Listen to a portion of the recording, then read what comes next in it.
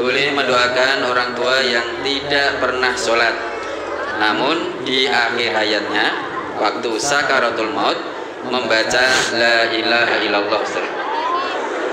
Kalau memang yang disampaikan ini betul adanya, maka boleh didoakan. Di dalam hadis riwayat Ibnu Hibban juz 7 halaman 272, nomor hadis 3004, Nabi kita bersabda, "Lakinu mautakum la ilaha illallah." Talkinkanlah orang yang mau meninggal di antara kalian dengan kalimat la ilaha illallah.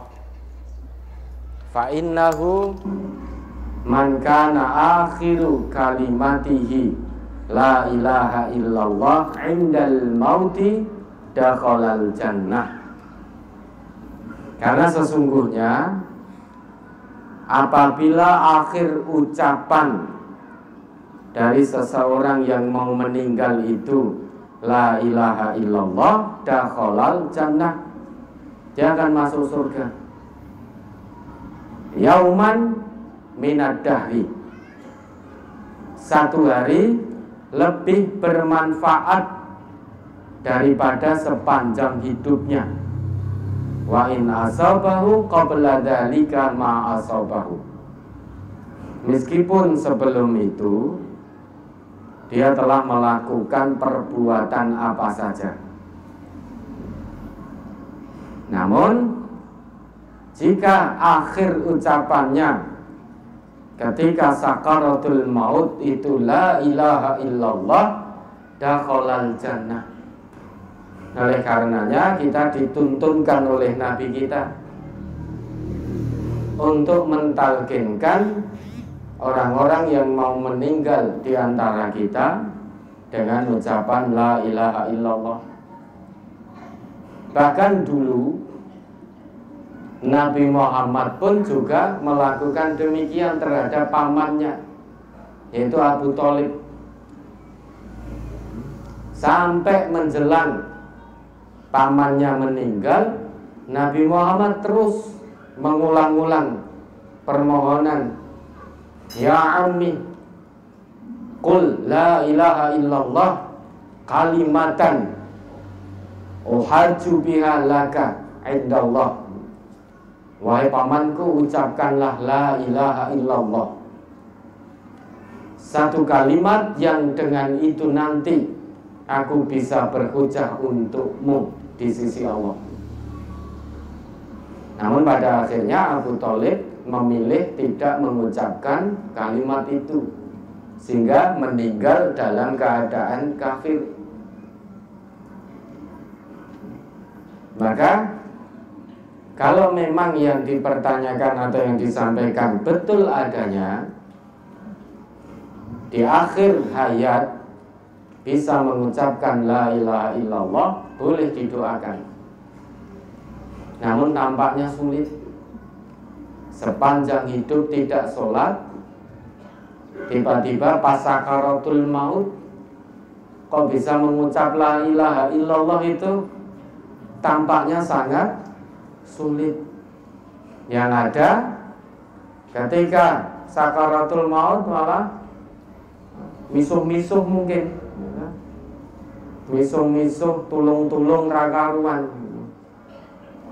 Sulit karena sepanjang hidupnya saja tidak pernah kontak dengan Allah karena tidak sholat. Sedangkan sholat itu interaksi seorang hamba dengan Rabbnya. Maka Bapak Ibu jangan kepengin wis nek ngono tak rasa sholat, tak pesen ning bojoku ro anakku, kok nek arep mati kon nuntuni la ilaha illallah. Kalau sekarang kita ucapkan la ilaha illallah mudah, karena belum sakaratul maut. Nah nanti kalau pas sakaratul maut belum tentu bisa kita ucapkan. Yang bisa mengucap berdasarkan sejauh mana tingkat ketakwaannya kepada Allah. Kalau saat ini mungkin kita bisa ngomong Allah gampang, ngomong la ilaha illallah wis tak apal kesek. La ilaha illallah, la ilaha illallah lah gampang. Pas sakaratul maut, nyawa ditarik ulur, belum tentu bisa. Apalagi sepanjang hidupnya tidak sholat, tidak pernah kontak dengan Allah, rasa-rasanya tidak mungkin bisa mengucap la ilaha illallah ketika sakaratul maut. Maka Bapak Ibu tidak usah kepingin alah sholat keselok, wes tidak usah sholat, nanti pesan saja pada anak istri, pada kerabat, kalau mau meninggal agar ditalkin dengan la ilaha illallah.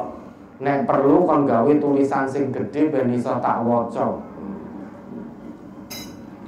Beda kalau sakaratul maut itu jelas beda. Itu satu sakit yang tidak pernah kita rasakan sebelumnya.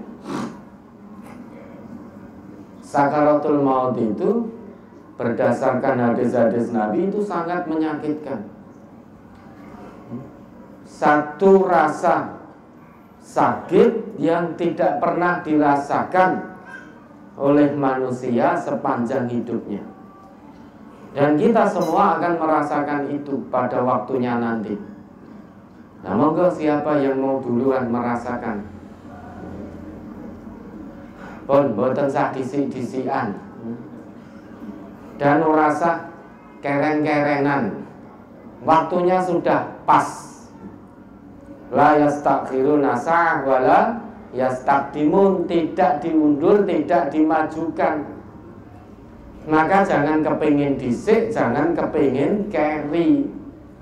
Waktunya sudah pas, kita semua akan merasakan satu rasa sakit yang sangat dahsyat saat sakaratul maut. Tidak bisa tidak. Cuma yang membedakan, kalau dia seorang muslim, seorang mukmin, maka ketika sakaratul maut dia akan dihibur oleh malaikat. Cepat, nyawanya itu lepasnya cepat, seperti tumpahnya air dari tempatnya, mengalir begitu cepat. Dan dapat hiburan, ya ayyatuhan nafsul mutmainnah irji'i ila rabbiki radiyatan mardiyah fadkhuli fi ibadi wadkhuli jannati. Sangat sakit tapi senang, karena akan berpindah menuju kenikmatan, kesenangan yang hakiki, yang abadi dan cepat. Lepasnya nyawa itu cepat. Memang sakit tapi senang. Beda dengan sakaratul mautnya orang-orang pendurhaka, orang kafir, musyrik, munafik, fasik, itu beda.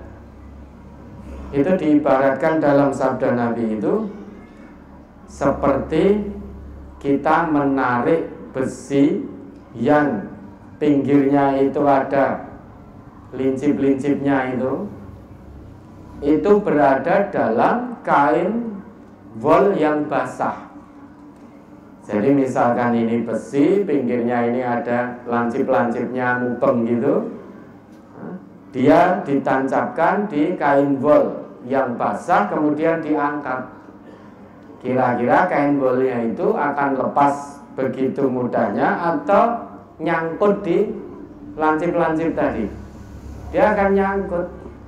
Begitu nyangkut, balik ke meneh, dipaksa tarik-tarik meneh gini, bendang ucul. Itu gambarannya. Jadi sakit semakin sakit. Maka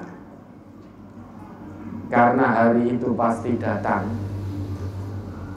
tinggal dipilih bagaimana cara mati. yang baik atau pilih cara mati yang tidak baik. Banyak di antara kita bingung selama ini memikirkan dan mengusahakan bagaimana cara hidup yang baik.